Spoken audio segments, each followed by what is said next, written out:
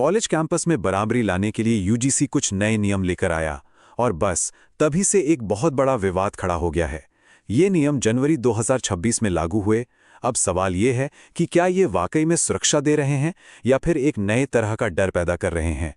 चलिए इस पूरी बहस को समझते हैं। देखिए, यही वो सवाल है जो इस पूरी बहस की जड़ में है।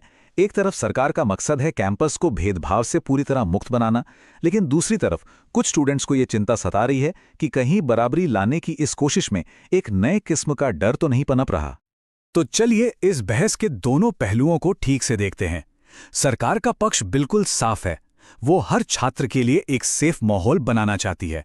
लेकिन छात्रों का एक ग्रुप, खासतौर पर सवर्ण छात्र, इन नियमों को एक तरह के कानूनी जाल की तरह देख रहे हैं, जिसमें अगर कोई फंस गया तो खुद को बेगुनाह साबित करना बहुत बहुत मुश्किल हो सकता है।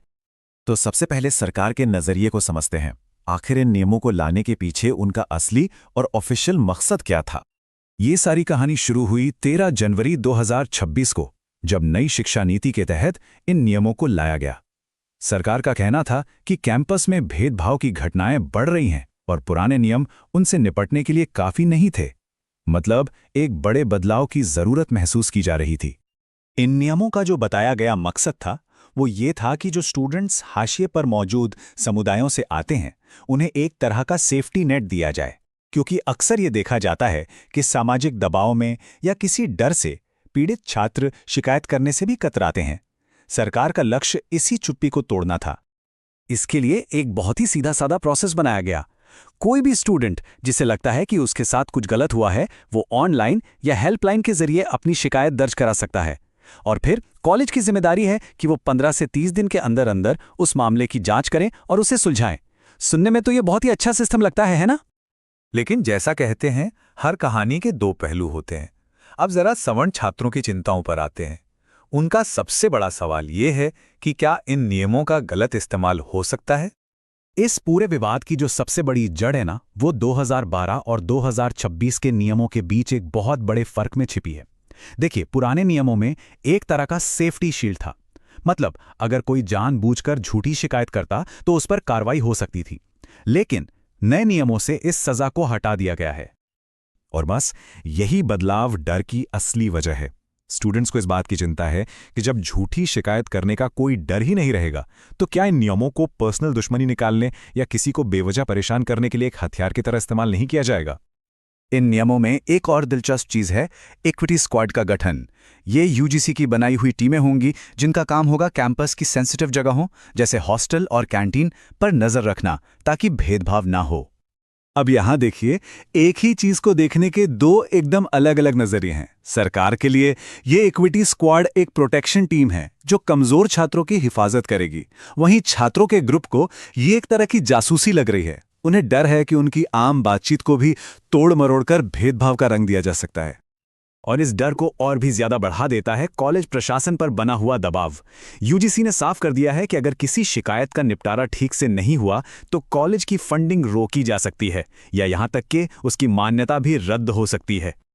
इस बहस में अक्सर SC/ST एक्ट के तहत सजा की दर का जिक्र आता है, जो करीब 34% से 42% के बीच है।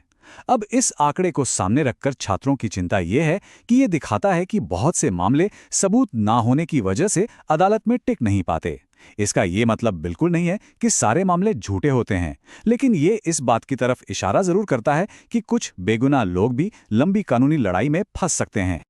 तो सवाल उठता है कि क्या कोई बीच का रास्ता है? क्या कोई ऐसा सिस्टम बनाया जा सकता है जो पीड़ित की रक्षा भी करे और ये भी पक्का करे कि कोई बेगुनाह न फंसे? चलिए देखते हैं कि ये बैलेंस कैसे बनाया जा सकता है। तो ये संतुलन कैसे बने, इसके लिए 3 बहुत ठोस सुझाव सामने आते हैं।